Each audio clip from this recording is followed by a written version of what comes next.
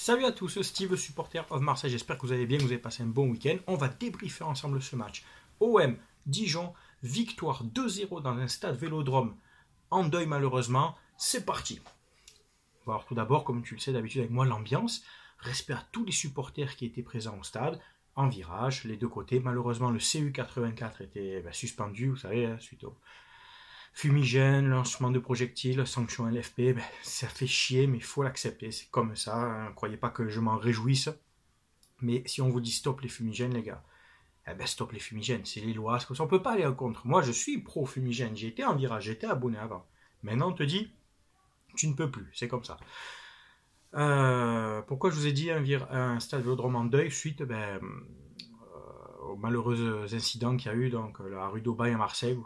Toi, si tu es au courant, même supporter autre que de l'OM, là on est hors football, quoi. On ne peut pas faire rentrer des enjeux de concurrence entre clubs. Là, on parle de l'humain, donc ce qui s'est passé, c'est très grave, c'est très triste. Dans des bâtiments qui étaient insalubres, des gens habités malheureusement, et puis voilà, ça s'est effondré, et ça fait des victimes, et on n'a plus le droit en 2018 de vivre dans ces conditions, c'est pas normal, quoi. Et là, je m'adresse à la mairie, je m'adresse vraiment à toutes ces personnes qui sont garants de la sécurité dans la ville. Ben voilà, c'est à vous de faire en sorte que cela n'arrive plus jamais, quoi. Voilà, malheureusement. Donc il y avait un tifo, une bâche des Southwinners et du CU, même s'ils n'étaient pas là, en soutien, et le brassard noir donc des joueurs, et voilà. Donc je pense que c'était le minimum à faire pour les malheureuses victimes. Voilà. Pour le jeu, Rudy Garcia a renouvelé sa défense à 3. Vous savez que moi je suis vraiment un grand fan de la défense à 3. La défense à 3, pardon, ça permet beaucoup de permutations, ça permet beaucoup de déplacements latéraux entre les joueurs, de coulisser d'une ligne à l'autre en limitant vraiment les efforts, et on l'a vu encore aujourd'hui. Alors c'est sûr que à Rome ça n'a pas marché, bon ça reste quand même la Lasiodrome, il faut respecter cette équipe, on a perdu, mais il y avait du jeu, il y avait de la technique et de la tactique, quoi. Et bien là c'était pareil avec une équipe forcément moins forte, Dijon, hein, sans leur manquer de respect, mais bon voilà. Une défense à 3 avec Gustavo en libéraux, Rami et Sakai qui était très à l'aise puisqu'il a l'habitude, et en plus qui a pris aussi l'habitude de jouer à gauche éventuellement dans le couloir. Gustavo, Rami, Sakai, tous les trois ont fait un très bon match. Gustavo est des fois mis en difficulté quand il est en tant que défenseur central libéraux. C'est un joueur qui a de la grinta, qui a de la niaque, qui est présent sur l'homme, mais qui pêche aussi des fois par de l'explosivité, ou quand il faut qu'il suive la rapidité d'un adversaire, tu vois. Le coup de rein et tout, on voit que quand ça va vite, il peut être vite dépassé. Et moi, je préfère un Gustavo qui a plus de marge de manœuvre dans un milieu de terrain, tu vois. Donc j'espère que Kaletakar va vite retrouver son niveau qui est censé être le sien, c'est-à-dire un niveau d'international vice-champion du monde et qui jouait quand même au Red Bull Salzbourg, et pour permettre à Gustavo de récupérer son poste de milieu de terrain. Voilà. Rami, on va dire il marque un but et demi puisque la LFP a accordé apparemment le but à Ocampos, mais bon, on va dire que c'est lui, hein, sa tête. Donc un Rami qui a retrouvé un peu ses couilles, hein, qui a arrêté de se tripoter que les moustaches, hein, qui a retrouvé un peu sa hargne et sa niaque. Peut-être qu'à un moment donné, il fallait aussi qu'il se remette en question. Premier but sur le coup de pied arrêté sur un coup franc, un corner, pardon, c'était rare, ça faisait vraiment un petit moment qu'on ne marquait plus sur coup de pied arrêté, donc il décroise bien sa tête. Et Rami, donc, il marque le second but à 10 minutes de la fin, au arrêt du jeu compris, sur un retourné un peu bizarre de Strootman, et puis hop, au but, il dévie, voilà, c'est bien, voilà. Ça, c'est bon pour lui, ça fait plaisir. On ne prend pas de but, c'est important pour le clean sheet, surtout après cette série de 4 défaites, toutes compétitions confondues. Il faudra que je retrouve un peu dans les stats, que j'aille fouiller un peu. Si toi tu le sais, j'espère que tu le diras sur Facebook ou YouTube, c'est quand la dernière série de 4 défaites d'affilée de l'OM. Je crois que ça remonte un petit moment, si je dis pas de conneries, quoi. Après, tu me reprendras, hein, tu me diras quand c'était. Bounassar à droite, classique du Bounassar percutant, qui propose, qui dribble, qui perd peu de ballons, qui est vif, qui a essayé des fois même qui a fait un plus, mais ça n'a pas été suivi derrière par ses coéquipiers, mais dans un bon match. Et puis sur Ocampos qui vraiment encore une surprise, déjà par rapport à l'année dernière, qu'on on a tous dit, ça y est, il devient bon, et bien là, il devient bon aussi dans un autre poste, quoi. À la base, ce mec, c'est un attaquant, il se retrouve à jouer ailier gauche presque défensif. C'est presque une recrue, j'ai envie de te dire aussi, là. Ocampos, dans son couloir gauche, défensivement, top. Malgré que c'est pas un défenseur de métier, tu vois. En fait, Ocampos, c'est le nouveau Sarr à gauche, quoi. C'est des joueurs qui ont été recyclés et on s'appuie sur leur hargne, sur leur qualité de vitesse, sur leur envie de bien faire. Et Ocampos, on le savait, il a toujours envie. Et bien là, il a cette capacité de jouer dans le couloir, il défend bien. Et avec une défense à 3, il peut se permettre de ne pas forcément revenir à chaque fois, puisque c'est Sakai qui coulisse un peu à gauche, tu sais, pour couvrir le couloir quand Ocampos se monte. Et ça permet d'économiser un joueur sur les allers-retours, quoi. Quand tu joues à 4 derrière, classique. Et bien Ocampos qui fait une super remise à Mitroglou, en allant se battre sur le côté, limite à la ligne de sortie de but, il la remet bien, une touche de balle sur une belle balle en profondeur de Thauvin. Malheureusement mal exploité par oui, Takos Mitrosboub, oui je maintiens Takos Mitrosboub. J'en parlerai de lui à la fin. Donc voilà, vraiment un bon match d'Ocampos dans la négation, dans la percussion. Voilà, c'est un mec qui joue vite, quoi. Tu vois, mais des fois il y a du déchet, mais il apporte beaucoup. Et quand tu sais que ce mec est 2 fois moins bien payé que Sertic, ça rend fou, quoi. Donc tu vois, quand tu peux avoir pas forcément entre guillemets, hein, pas un bon salaire. Attention, quand je dis pas un bon salaire, c'est dans le monde du foot, tu vois, par rapport aux autres, et jouer mieux et en vouloir mieux que les autres.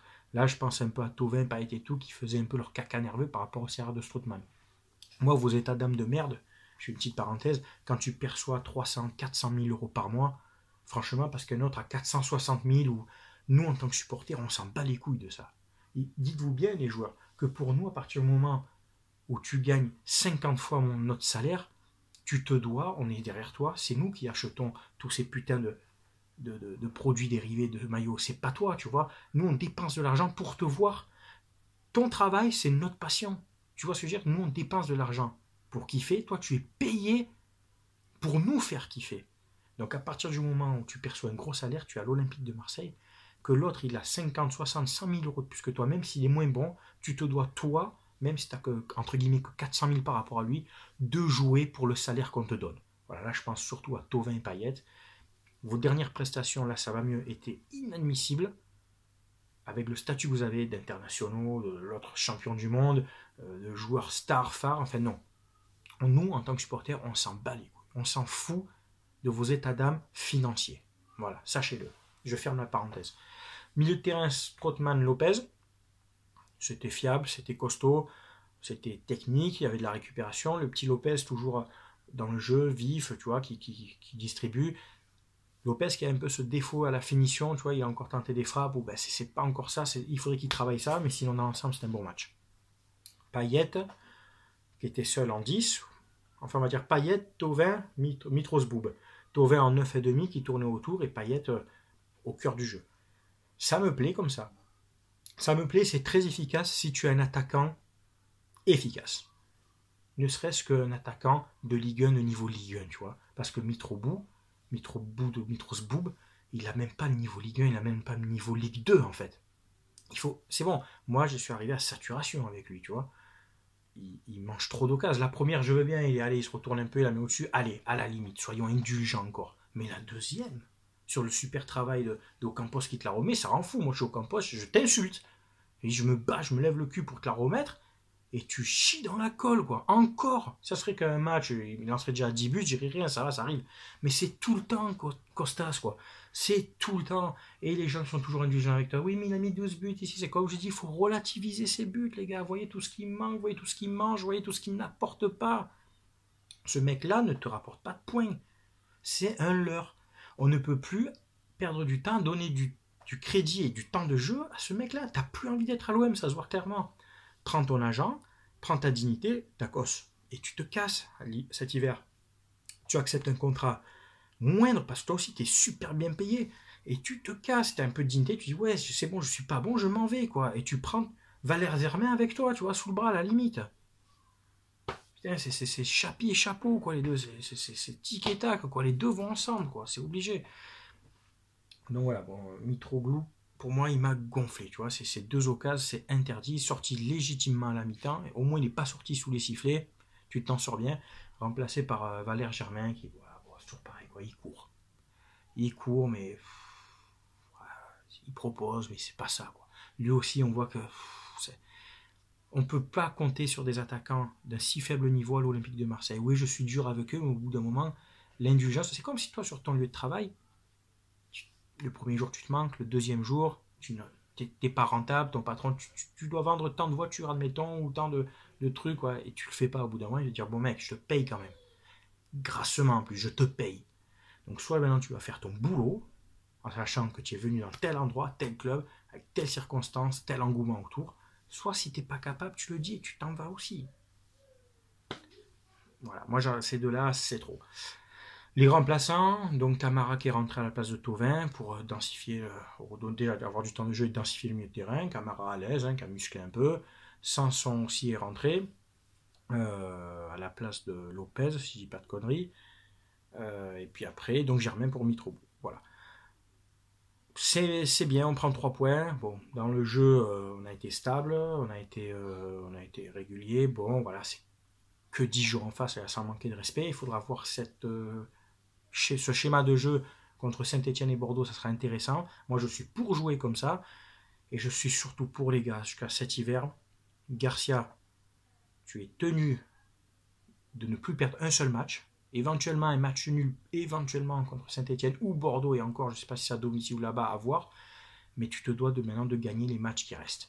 Et surtout cet hiver, s'il vous plaît, virez-moi Tacos et Vermin, Forrest Gump, Gasper, et trouvez un mec qui vaut pour les deux. Voilà. C'est tout pour le débrief. Je vous remercie à tous de l'avoir regardé, d'avoir passé le temps avec moi. Vous savez, avec moi ici, on parle foot, on est là pour débattre tactique, pour échanger ballon, pour pousser des petits coups de gueule comme ça. Merci à vous tous qui me suivez sur YouTube, vous êtes presque 1200 abonnés, ça me fait plaisir. Sur Facebook, on a passé la barre des 5000, donc si la page vit, c'est aussi grâce à vous. Donc voilà, je voulais vous remercier. On se voit pour le prochain débrief, j'ai pas regardé le calendrier, honte à moi, oui tu peux m'insulter, je sais pas contre qui on joue après, je crois que c'est Amiens peut-être. Hein.